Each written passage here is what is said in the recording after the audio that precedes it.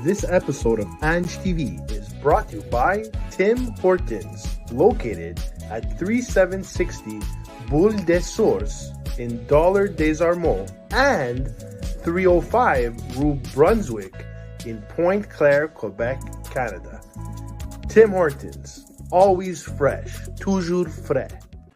What is up, guys? We are live!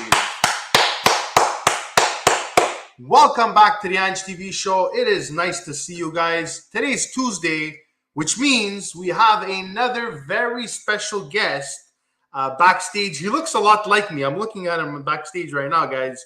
I'm really excited to bring him on. But before we bring him on, guys, I just want to remind you guys to please like, comment, subscribe to the Ange TV Show, show it to a friend, and podcast lovers all around the world, guys. Our guest tonight, guys, is a comedian from Montreal, Quebec. He is Armenian. That has nothing to do with it. But anyways, he's Armenian, guys. Like I said, he kind of looks like me before I shave my beard. He's a general funny guy. I've seen him live. He is none other than Mr. Charles Daghlian. What's up, Charles? How you doing, buddy? I'm good. I'm good. Yes, it's true. We do look alike. Today's episode is sponsored by Rogaine and Toupee Monique on Boulevard des Laurentides. For sure. Weaves and hair replacement needs. Products. Yeah, exactly. Wow, what an intro, Charles. Guys, I forgot to mention, please answer the question at the top of the chat, which is, do you find yourself funny? Are you a funny guy? What does it mean now? Like I'm a clown? I'm funny? Like I'm like I amuse you? So the burning question, Charles, who is Charles Daghlian? That is it.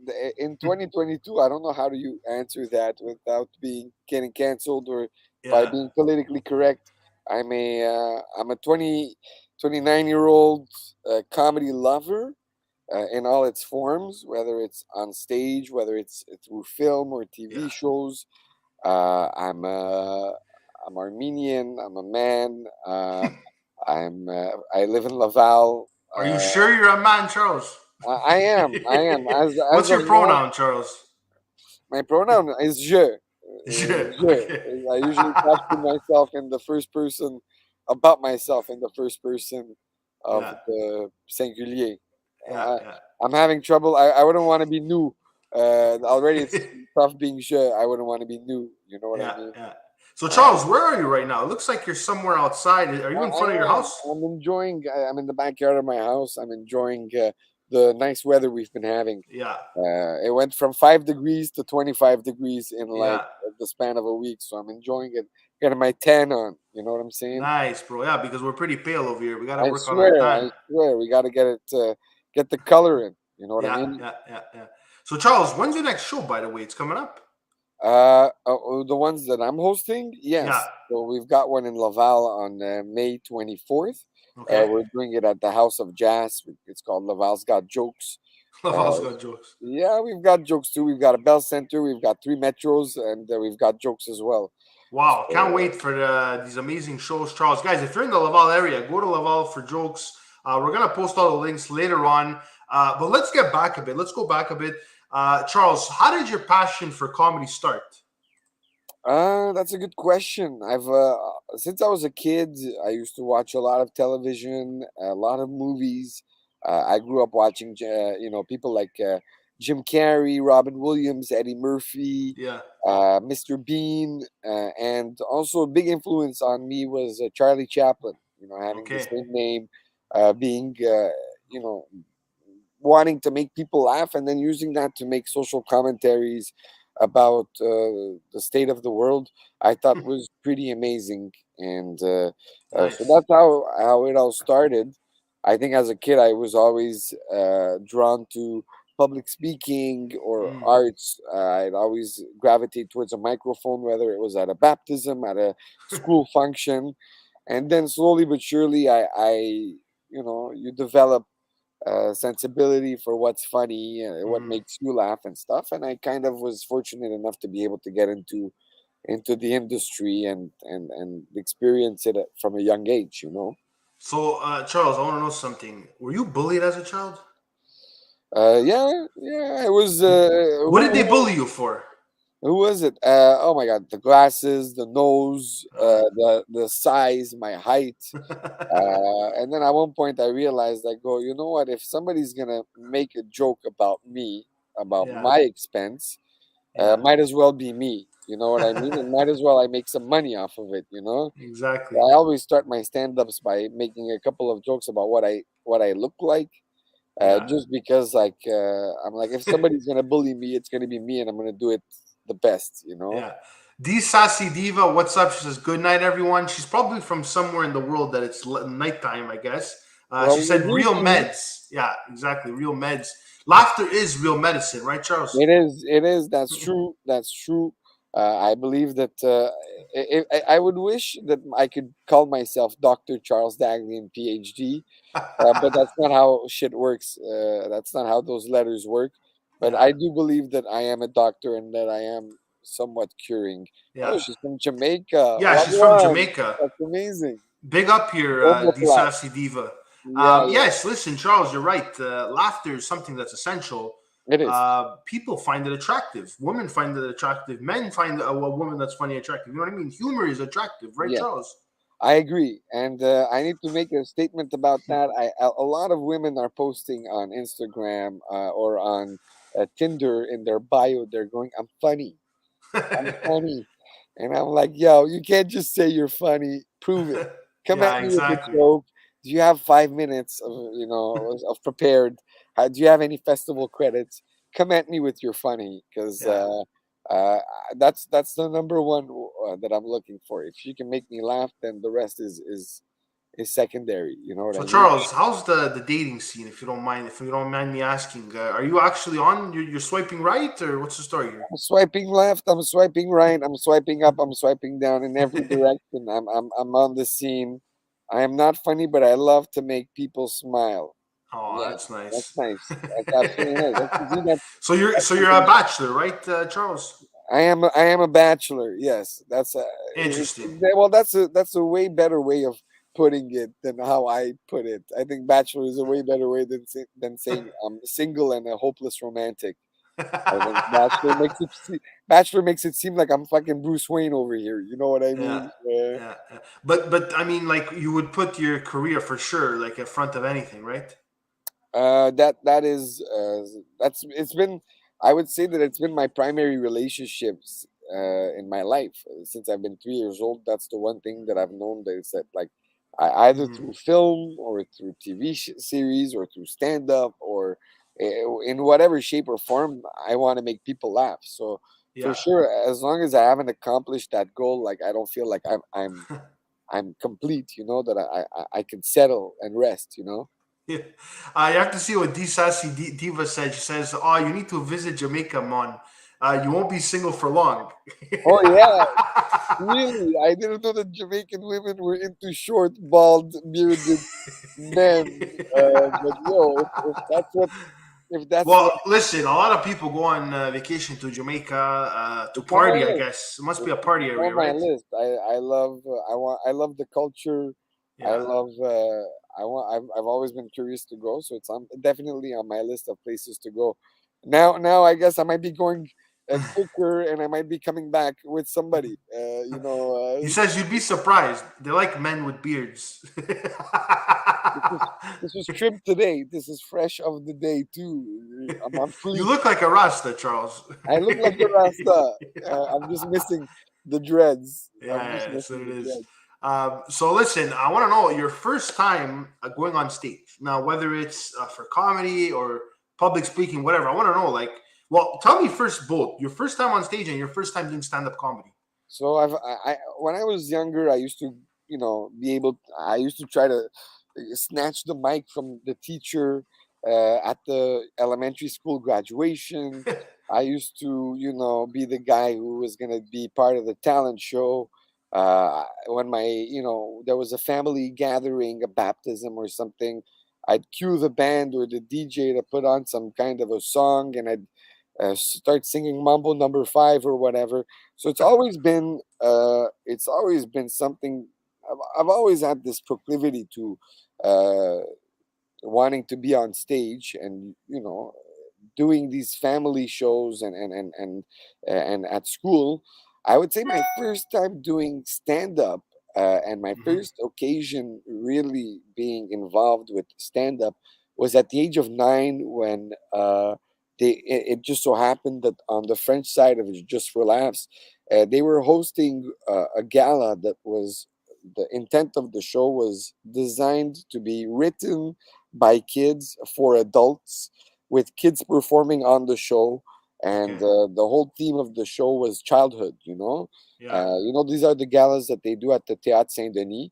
Hmm. And by somebody had seen me somewhere, had heard of me, referred me to somebody at Just for Laughs, and I got Wow. to audition to be part of the show, and I got chosen. So I was the co-host of the gala with Patrick Huard for 2 nights at the Théâtre Saint Denis. I would consider that my Wow. first time doing stand up professionally on stage, and And it was your first big break, right?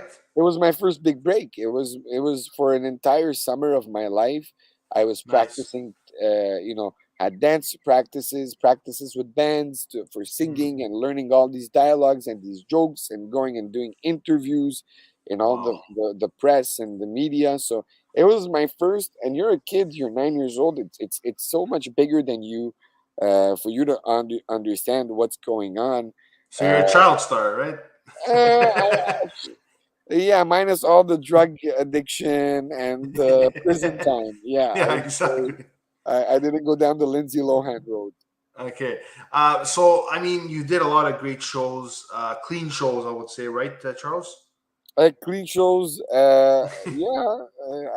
When I was younger, for sure, that was my, like, I was a kid, so there was no cursing or whatever. I guess as the days got older, yeah, I've done some clean shows, and then I've done so not so clean shows. But it's good because we get to talk about everything. And that's my next question. Like, you like to do dark jokes. That's kind of like something you're really known for, right? Not, I wouldn't say that I'm known for it, but if the joke is aimed to talk about something uh serious, or poke fun at somebody that did something wrong, Yeah. then I don't think that there's nothing wrong with doing a dark joke, as long as Yeah. the intention is not to hurt somebody or humiliate somebody. The Mhm. intent is to shed Well, light on something, you yeah. know. Well, Charles, a lot of people they look for a comedian to really push the limits, right? With I what's agree. acceptable and what's not acceptable, right? I agree. I Like I've agree. been to a comedy show where they were talking about the tragedy in Nova Scotia there with the guy that went. I'm not gonna say the Yeah. words because it's gonna demonetize this video, but you know what I mean. That thing that happened, basically, like he made a joke about it, like a tragedy, right? So that's what I'm trying to say. What was the darkest joke you ever made on stage? Uh, I- I've done some Kevin Spacey jokes that have gotten me off a show. But the joke was about Kevin Spacey, and I was like, he wasn't in the room. I'm allowed to make fun of him. He's not. I don't think that. I think he's got bigger problems than I do. Yeah, You'd be surprised. Oh, I she's just saying saw about that. the Jamaica. Yeah. So yeah, I did a Kevin Spacey joke where I said the reason why he was cut from the movie All the Money in the World is because the movie was about a billionaire spending that didn't want to pay a ransom to get his kid back, and I said Kevin Spacey would spend all the money in the world to get a kid back. And that joke was not well received, as much as it's a true joke. I Yeah. made a joke one time where I said that most probably the reason why you never see James Bond have a kid in those movies is probably because he has all of his kids aborted. Oh And my then god. people were like, "Oh my god!" And I said, "Well, he's allowed to. He's got a license to kill." And that just didn't go over very well, and I'm probably sure I'm gonna get canceled after this interview just for making this Kevin Spacey joke and for making fun of James Bond. Yeah, Yeah, it's that's culture, cancel culture. It's kind of like you're stepping on like mines over here with the things you say, and you know what? Kudos to you, Charles, for being a comedian and like doing what you got to do, saying what you got to say. Because in this day of cancel culture and people being offended and And the the tax, Oscars and all kinds of and the stuff. tax, yeah, man. Somebody told me like, "Do you want me to buy you a gun for your next show?" I'm like, Oh "No, I'm man, just gonna perform with a football helmet from now on." yeah. But then I Charles, can't. have you ever been like kind of like attacked, like a tomato thrown at you, or something happened that someone really got offended on a show you did? I've never had nothing thrown at me. There was one time where I was doing a set and it was going terribly, terribly bad, and I started to sweat, and I was sweating profusely, and somebody got up and put a napkin right on my head, and it just stuck there, and and I was like so Oh embarrassed, but I man. was also like, "Thank you very much," and then I wiped my head, and I'm pretty sure there was still a bit of toilet paper just like fucking flapping in the wind, flying in the back of the thing. That might be the worst it's ever gotten. Yeah, and guys, if you're not bald, man, let me tell you, when you sweat when you're bald, there's no hair to intercept the sweat. There's So it's no like your head is absorption. just drenched of It sweat. just goes down. It just Yeah, it just goes down. It's in your eyes. It's in your lips. It's going up your nostril. It's terrible. yeah, for sure. Like seriously, like I said, I don't have the balls to do stand up comedy. But maybe one day I don't know. I'll try But it. you know what? I think you should. I think you should never say never. You should Yeah. write your set down, and you should go test it in front of people, because that's the only way you'll know Mhm. if it's for you, if it's not for you, and It depends, Charles, because like to me, if you tell me like, okay, you're on for an hour, go do a set, like to memorize a comedy set, I wouldn't be able to do that. But if you tell me like we're four guys just shooting jokes, then I could be really funny, like yeah, naturally, like without between the friends, pressure. Without the pressure, I understand. without That's the when I pressure. come up. That's most probably how I come up with my material as well. I'm just with my friends. We're sitting, we're talking, and then I say something that makes them laugh, and I go, I should probably write this down, because this is there's probably some kind of truth to this. Yeah. And then it's not a question like, for some people memorize it word for word. Some Yeah. people have a technique where they just like write it bullet point, and they know what they want to talk about and where they need to go, and then they just like kind of And they use the freestyle. audience, which we're going to talk Yeah. about in a second. For each event you go to, how do you know which jokes to choose? Meaning, the area, the ethnic makeup of that area, how many people are going to be there, like those factors. How many people are you going to? How do you know how to choose Well, your jokes per show?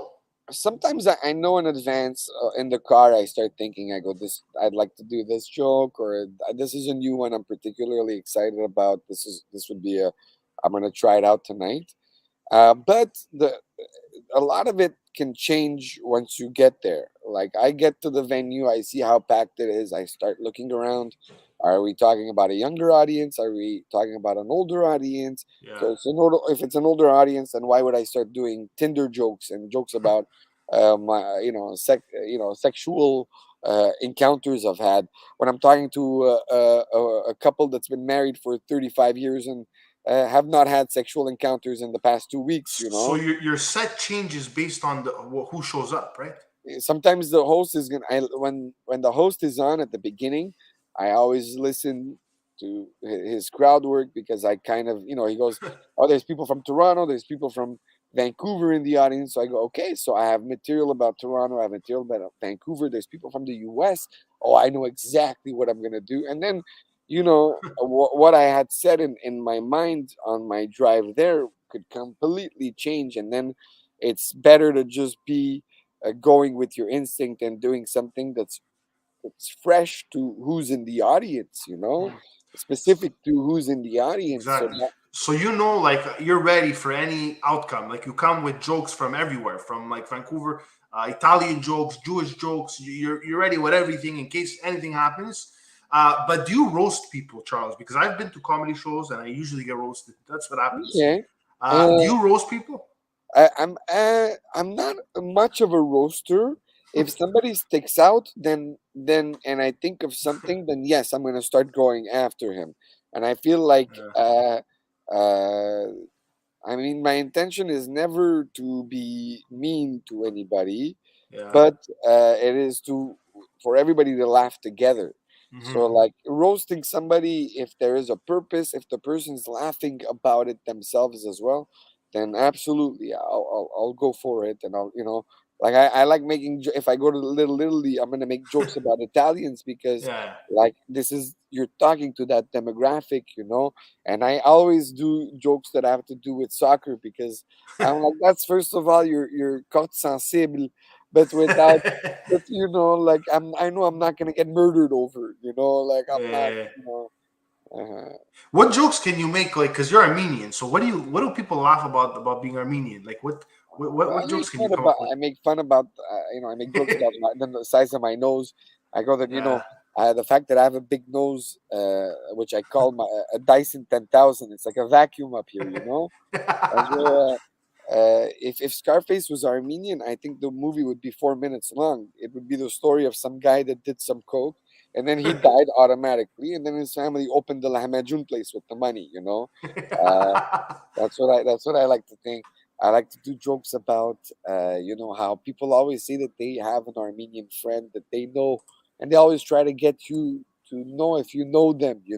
Yeah. Just avoid to get slapped by Will Smith. Yes, that is.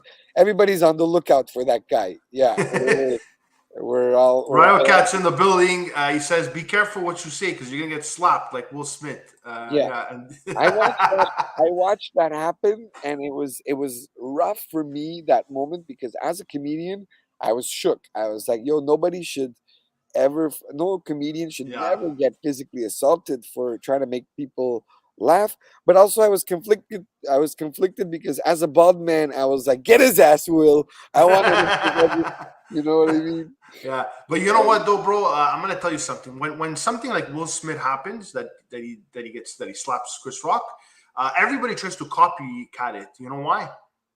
It's that one chance of you getting famous, even if it's for the wrong reasons. You slap somebody, you're gonna be known for slapping Will Smith or slapping Dave Chappelle. You understand? But like, look at how this completely ruined his career for now. Anyways, Yeah, uh, first of all, yes, that's how he's remembered now. The guy who slapped Chris Rock, yeah, instead of being Academy Award winning actor Will Smith. And this guy was. This should have already. He's the biggest actor in the world. yeah. He's an This would have A-list actor. catapulted him to another stratosphere where he would have been paid more.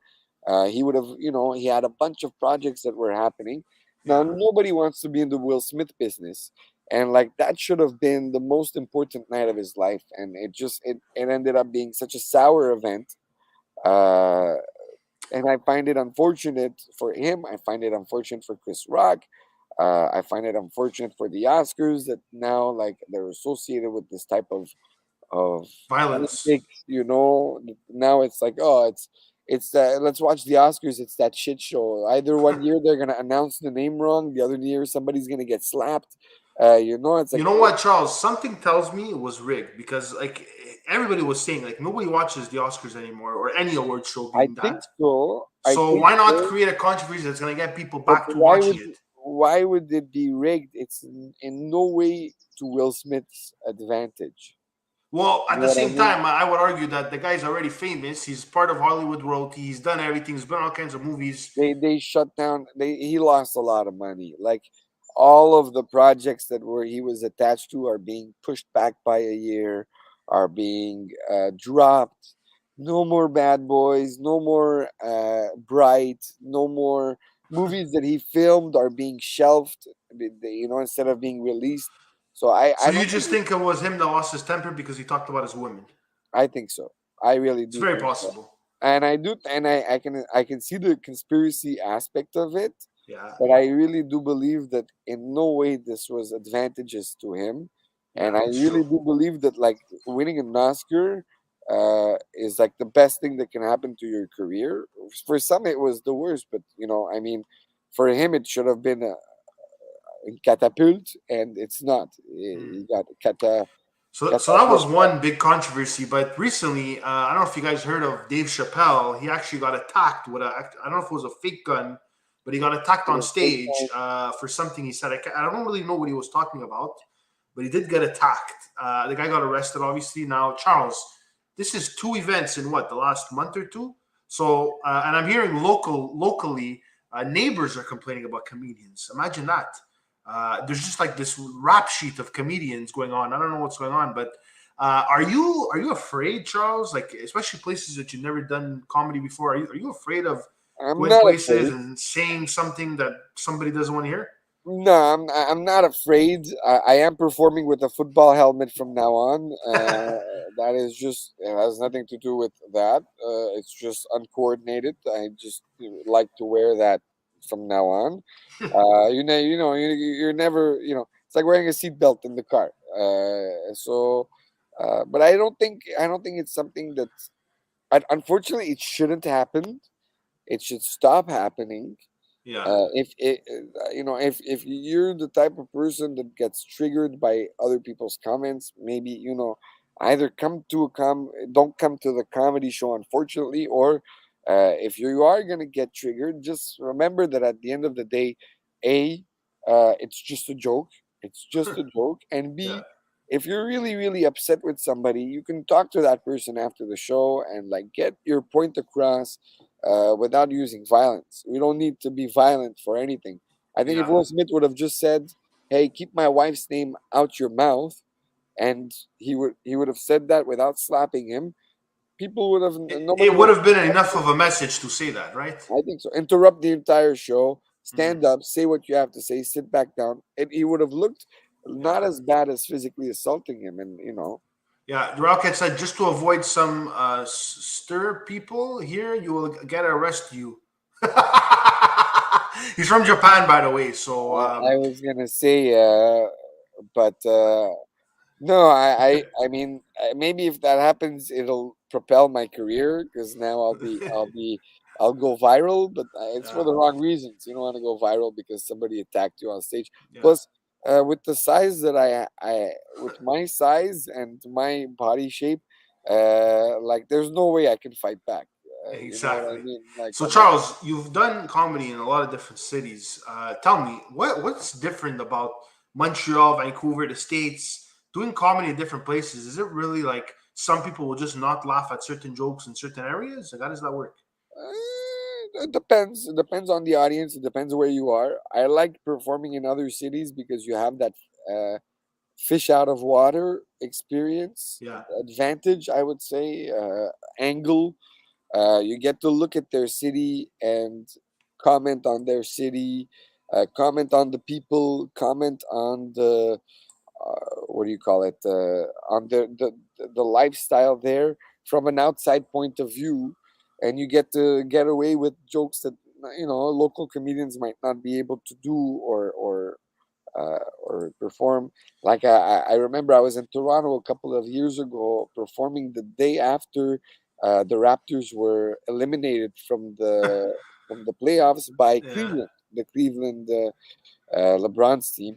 So Cavaliers. Yeah. the Cavaliers. So I went on stage and I said, "What's up, Cleveland?" when I opened, No. and the crowd was very shook by it. It destabilized everybody, and everybody stopped talking. Like, and all of a sudden you had their full undivided attention, and then you doubled down with. I doubled down with going. You know what? It wasn't meant to be. It wasn't part of God's plan. God's plan. And by the end of the set, I had made myself friends with them. Yeah. I made fun of Quebec. I made fun of Vancouver. I made fun of Toronto. So everybody got made fun of, and Yeah. at the end of it, like uh, you had that you were the different guy. Yeah. When they announce you and they go, the next guy is from Montreal. All of a sudden, people go, "Oh, this is exotic. This is different." Yeah. So I think that's the cool thing about performing in other cities.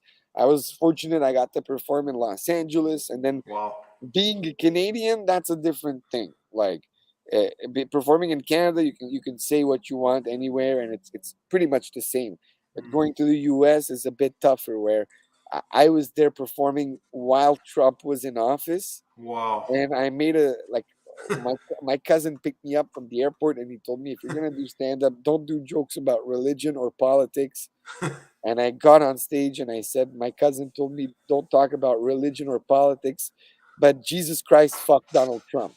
Oh And my god. when I said that, half the room was on the floor and half the room was on their feet. Wow. And then one guy from the back of the room at the first show I did, it was like a chicken wings Tuesday at that place, all you can eat chicken wings. I did the joke, and some guy got up and he went, "Yo, you're from Canada, right?" And I went, "Yeah." He goes, "You better shut the hell up before I make you use your free healthcare." And I was Yeah, like, right. "Oh." Somebody said that. Yeah, Oh somebody man. said that.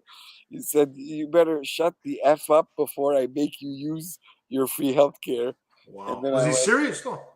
like, I don't know if he was or if he wasn't, but I'm like, yo, this is the US, this is Los Angeles, I might get shot. Yeah. So I did exactly what the guy said. I shut the F up. I started to talk about Big Bald, and I'm like, did That's my 5 minutes, hilarious. and I left. And I went straight to the Canadian embassy, and I'm like, I need a political refugee, asylum. Yeah. You need Because to be escorted to the airport. Yeah. yeah, please, please, with So the Rocket said, get a bad joke here, you will get arrested because people are respectful here. He's talking about Japan. They don't really take Oh my God, kind yeah, to I can't jokes.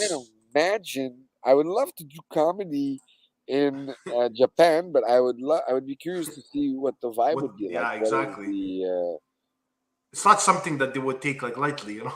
well, they're a very respectful, very Yeah, disciplined exactly. They're very disciplined. That's right. culture, so I can understand that, if you're gonna make jokes, it can't be about obscene things Yeah, necessarily. yeah, yeah. I I want to mean, know I mean, something. sorry, if they're blurring out their porn, I can't imagine what they're blurring in their stand-up specials. Yeah, there's censorship there for It sure. must be some Jap. If like a guy like Mike Ward went to Japan, Yeah, his entire special would just be beep exactly. beep beep beep beep beep beep beep That's right. beep. Charles, you're involved in film. So, what have you done with film exactly?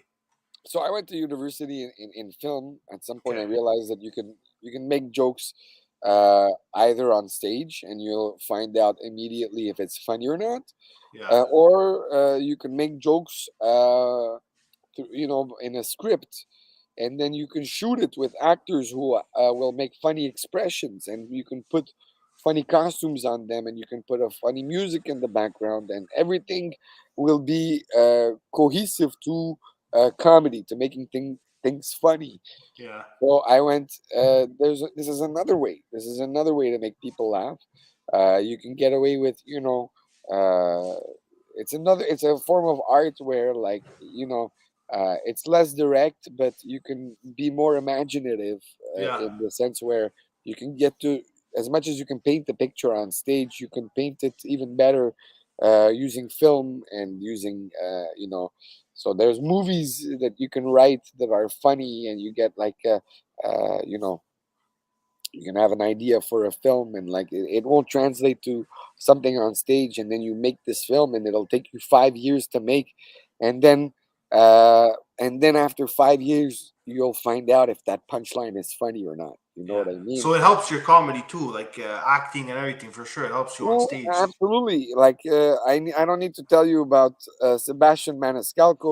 He's probably like the god of Italian Yeah, yeah. I went comedians. to see Sebastian Maniscalco, and let me tell you, bro, this guy, like when you go see a $10 show and then you go see Sebastian Maniscalco, you could see the difference, bro. Well, Like, because I think why he's so great is because of that acting. Like, he yeah, uses up the space.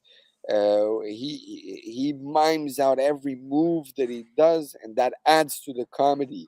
and he's good Uh, at picking out the crowd too. yes, absolutely. That's a very strong skill set that he has. You feel like he's fresh in the moment, and And he he's, makes the people that spend big money, like the people that have floor seats, he gets them involved in the show. You understand? yeah, absolutely. You Yeah. paid big money to be in the front row. Well, you deserve to be roasted, or And that's part most of. people they want to be in front of the comedian to get roasted. That's why you would be in front of the comedian. Yeah, absolutely, absolutely. So he's So like an I mean, entrepreneur as well. You through know? through film, you can tell different types of jokes and make other types of funny scenarios, or recreate events that have happened. Yeah. that are worth mentioning. And I don't know, I think it's just such a beautiful art form, filmmaking, because you get to at the end give a message. Why chicken rolled cross to become KFC? Well, you're hilarious, dude. You're a comedian, Rokai, He for is a sure. comedian. Also, he's about to get jailed in Japan for promoting an American brand. They're like, Yeah, it's like, exactly. So you do have a Mr. Fantastic web series online. So you have a yeah. couple episodes. What's that about, Charles? So yes, that started off as my thesis project in university. It started off with I at that time I was watching a lot of shows like Seinfeld and Curb Your Enthusiasm and Everybody Yeah. Loves Raymond, where it was these stand-up comedians that had taken their life story and turned it into a sitcom.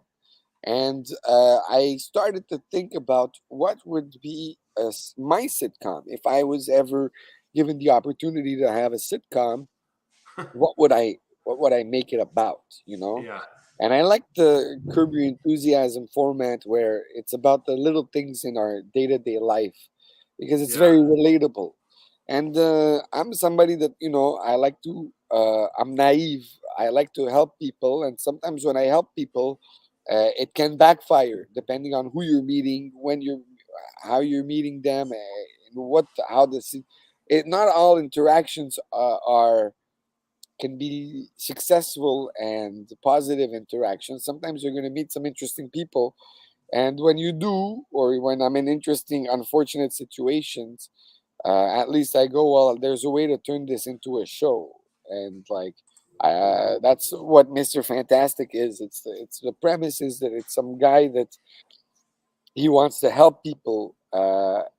Somebody asks for his help in every episode, and he says yes, and then he gets pulled down this rabbit hole of misunderstandings and awkwardness, and it usually ends up backfiring in his face. And it's all based on times that I've said yes in situations where, in hindsight, I say I should have maybe said no, but it made for funny episodes. It made for interesting stories, so I decided to turn them into episodes and put them online. Perfect. It's funny, Charles, because now you're outside. The sun is setting, bro. You're I getting so know. dark. You look like a terrorist messaging me for money, some kind of ransom or something. I was gonna say this looks like an Al Qaeda video all of a sudden. Oh It's my like, god, that's funny, if you do not give us the money, we will execute Mr. Daghlian. man. But like I said, just become a main character to never get hurt or die in the movie. That's not true. A main character could die, right, Charles? That is true. That is true. But also, Uh, as much as it's fun to play the main character, all the actors say that it's better to play the villain. You Really? get to have everybody wants to play the villain because that's where you get to have the most fun with the character. That's why all these like European Oscar nominated actors end up becoming James Bond villains Okay. because there's something fun about and then you get to have like you die on screen, and then that's it. You're not there in the next movie. You have an open and shut thing. You get thrown Exactly. out of a building. Yeah. You get crushed by a car or whatever, and Rocket said, just shave your beard. no, Ooh. I can't do that. I'm sorry, I can't. First of all, I don't want people to know where my chin is. Nobody's seen my chin since like I would say 2017, Yeah, that's why I and hate when I shave my beard because then it shows my double chin. then it shows yeah, I don't want people to know where the face ends and the beard begins. And also, with the lack of hair here, I'm gonna take as much as I can where there is. You know what I mean? Yeah, exactly. You have to compensate over here for sure. So who inspires you, Charles? Like you're a comedian, but which comedian do you look at like, wow, this guy, man, he's my role model. So, as a kid, Robin Williams was one of the Yeah, ones that yeah. I was amazed with. Like this guy used to speak 170 kilometers per hour, and used to have punchlines every 2 seconds. He used to do characters, and he was so big energy. I used to love his stand up, which he's not many people know him for. Seinfeld was a big influence comedically for me. Right now, I've been watching a lot of Andrew Schultz. I'm really impressed with this guy. Like Really? with how he, his crowd work, with the kind of stuff that he gets away saying in his on his shows.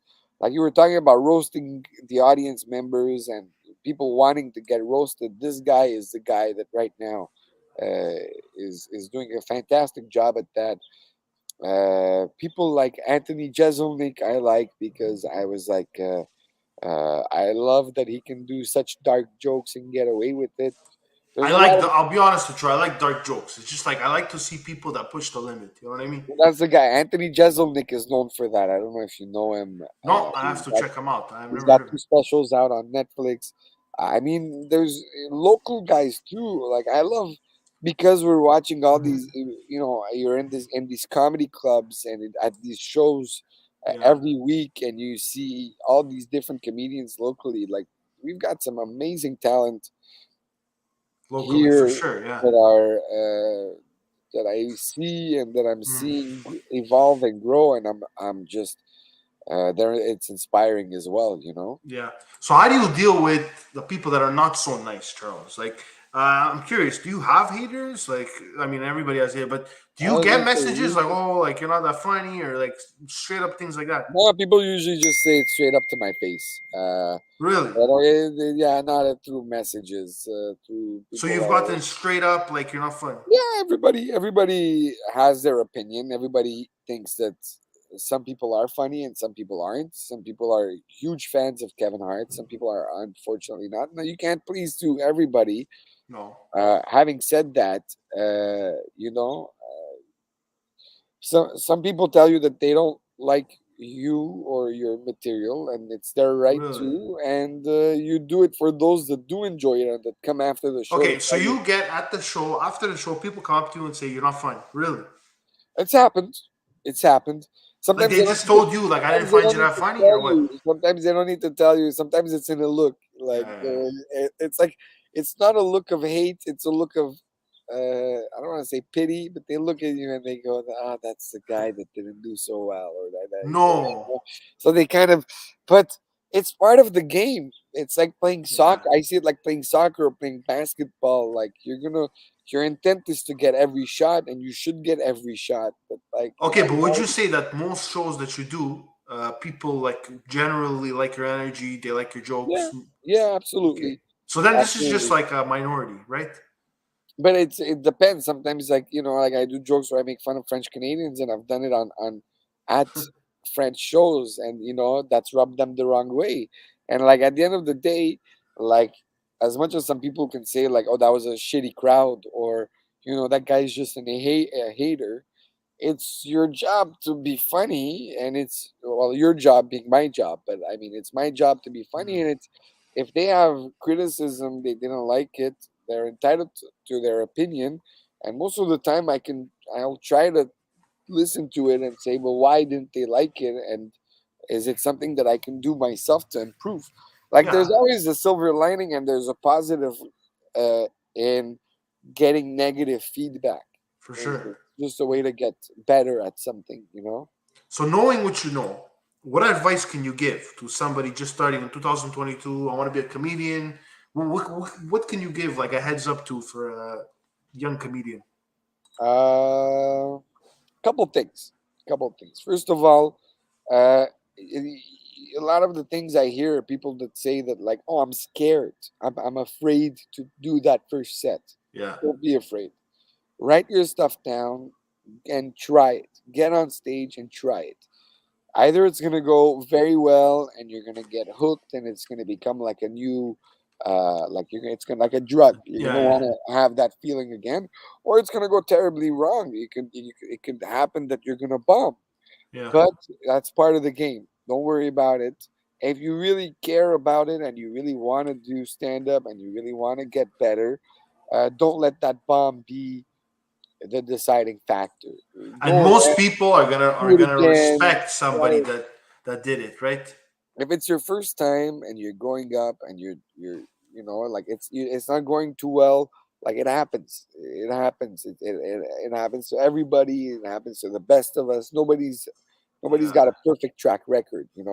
49 uh, Cent Rage Hamilton's in the building. He says, Sup, Ange and Charles. What's up? We're uh, talking about comedy, guys. We're at the very end of the interview. I have one more question for you, Charles. Go for it. But before I get to that question, I just want to know, Charles, has there been like a time that you really bombed really bad that it was like, what the hell? Like, I don't know, like it's a disaster.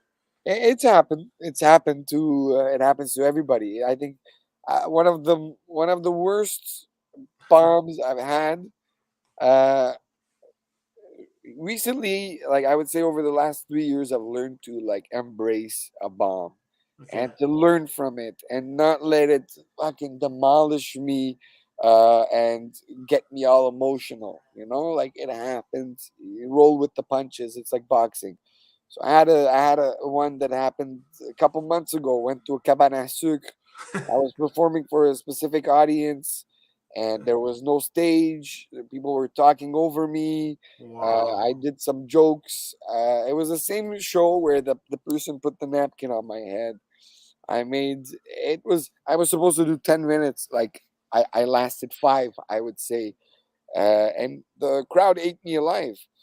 And Wow. after that, I I rewatched my set and I thought, what did I do wrong? What Did you was my forget your jokes? Like, ooh. No, at some point I was forgetting because like you could see the crowd turning on you and they Oh were, yeah. yelling stuff. What were So they I yelling? was, Get off huh? stage. Uh, Not get off stage, but actually, one woman did get up and yelled, "Can we put the music back on?" No. She said that. So Wow. But this could just be like, no, people no, are not sure what's going on. You know what I mean? but you know what? The worst part is I thought that was funny. I was like, "That's a really good joke," and I was like, "Props to you." I'm like, you know what? If I'm not funny, you're being funny. Fuck it. At least. Sorry. So you kind Somebody of was like doing. admitted that you were like not funny at that point. Yeah, I felt like a sheep in a wolf's like enclos. Or like what do you call Okay, but what let's is say it? you did like not so good. Okay, like the person that hired you for the show, did they like be like, what the hell? Or like, how does that work? Uh, they pulled me out outside and they were laughing. It was entertaining for them, but they were like, Okay. "Yo, you got eaten alive." And then the funny part was he said, "But you're the person that I've brought to do this show that bombed the worst." So I'm like, poor guys that came before me that did even worse than me. I was like, that was a silver lining. Like I said, always a But is it silver something lining. that you don't get paid, or like what happens when you bomb? Like, It can happen if the guy's not. I mean, it shouldn't happen. yeah, If you went up and you did your time, whether you're good or you're bad, you should get paid. But I mean, okay. if you were bad and you don't deserve to get paid, But that's you know what, though? you I'm gonna should be very consider honest it. when I watch shows, Charles, especially when there's a lot of comedians. Let's say maybe more than 5 comedians. I, it's extremely rare that I'm gonna like all of them. Extremely rare.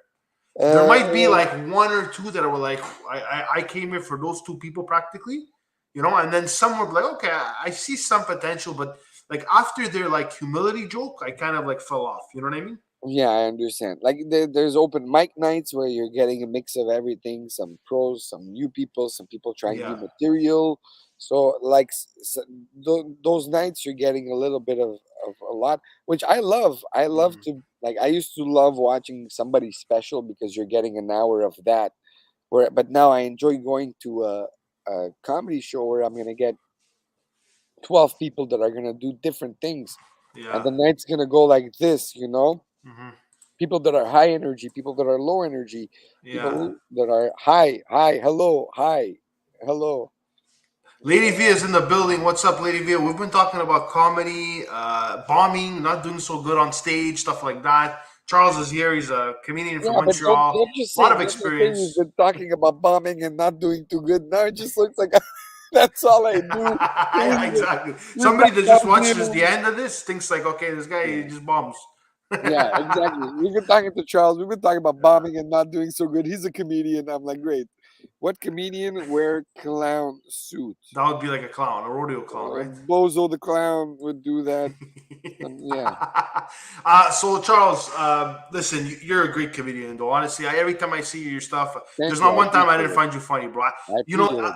I'll tell you something. As an audience, okay, when you watch a comedian, it's like a YouTube video. When you see at the beginning, it's not very interesting. You tune out. Like I was tuned in the whole time you were performing. You know what I mean? Thank So you. the beginning is the opening is so important to catch the attention, because once the people say I don't like this guy, they're just gonna look like eat their food. They're gonna talk with somebody else. That's true. I try to start off strong with like 3-4 boom boom boom jokes. So after that, whatever you're talking about, people are going along for the ride. For example, Jam and Drew, like that guy was just on point.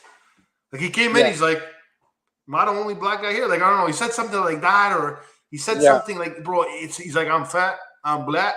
Like it was hilarious, dude. Like I was on the floor, man. That guy is one of the guys that I always, when I watch him perform, I'm always blown away with some of the stuff that he says and he gets away with on stage, and he's hilarious. He's hilarious. Big Daddy Beard Gaming Promotions. What's up, buddy? How you doing? Daddy Beard Gaming Promotion. He's on a show. That's actually his name, though. Big Daddy Beard. What's up, Big Daddy Beard? That's what it says on his permis de conduire. It's recto verso, Big Daddy Game, and you gotta turn it around, and then on the back there's the rest of his name. So Charles, if you want to plug anything, what is upcoming? You have any shows coming? Projects? Something you want to announce? Go ahead, bro. Well, I'm performing, everywhere in Montreal on a lot of wonderful shows by a lot of great promoters. So if you follow me on Instagram and you see in my link tree, you'll see all my upcoming shows that I'll be performing on. You can get your tickets there. My Instagram handle is at Mr. Fantastic Show. Yeah. And I'll be hosting a comedy show in Laval on Tuesday, May 24th at the House of Jazz of Laval. So that's going to be, we're going to have like 6 comedians on the show. They're going to be doing longer sets. They're professional comedians. I'll be hosting the event. We might have some surprise guests. Who knows? So that's going to be my show. All the information, you can get it. Tickets at Mr. Fantastic Show. Long form, the way it's written. Exactly, guys. Go and follow Charles, guys, at Mr. Fantastic Show. Be aware, there's a fake account of Charles, so be aware of that. Yeah, thank you. The guys, that's my old account. The guy's having a blast with it. Dude. Like I talked to him one day, and then I think it's you, and then it's really screwed up, man. I know. And then you wrote real account, he wrote real account, so I don't know who's who, man. And the funny thing is, like, first of all, he wrote UK after my name, so he thinks I'm British probably. And second of all, I found out that he's in Nigeria. He's from Nigeria. How do you know? Well, it showed me on my cell phone. It said somebody logged in from Nigeria. From Nigeria, and I was really surprised because I thought all people from Nigeria were princes. Everybody was a Nigerian prince. So why is this guy hacking my account? He should have. That's crazy stuff, guys. His account got hacked by somebody in Nigeria. So, like I said, follow his actual Instagram, Mr. Fantastic Show, guys. 49 cent Hamilton. With inflation, Hamilton, it's deflation. It's 49 cents. So that's pretty good. We're going to move to Hamilton. Things are cheaper there. All right, guys. That's the end of the show. Thank you very much, Charles, for coming on. You've been hilarious. Thank you for having me. No problem. And, bro, I've been here the entire day. I feel like I spent morning, afternoon, night with you. Yeah, it's getting pretty dark where you were. At the beginning, you started, it was sunny, and now the sun is down. I'm going to, that's funny. Guys, next week. The Blair Witch Project, That's it. Next week, we have Pilot Bob, guys. He's coming in. He's flying in. We're going to be talking about aviation. We're going to be talking about the MH370. There's updates about that. What happened to that plane? You're going to find out next week. The week after that, we have Pops TV, guys, from New York City. He's a paparazzi. He's a good paparazzi, which means he takes pictures. He says hi to Rihanna. She says hi back. He doesn't stalk people. He's a good guy. He has a very, very big network, this guy. So we're very excited for that. And then the week after that, guys, we have somebody that really likes Pokemon cards. Her name is Meryl Benz, and she's a Twitch streamer. And we're going to be talking about her Pokemon collection and journey. She has some really expensive sealed Pokemon boxes. So we're definitely going to talk about that. And 49 Cent Rage Hamilton said nice. So guys, stay tuned for some more amazing episodes coming in May. Charles, like I said, thank you very much for coming. We could have you back for an open panel discussion for sure in the future. Anytime, let me know. Give it up for Captain Ange over here. Or thank you very much. Side. Give it up for your host tonight. Yeah. Guys, me and Charles are signing out. Stay safe, guys. Take care. Ciao. Bye.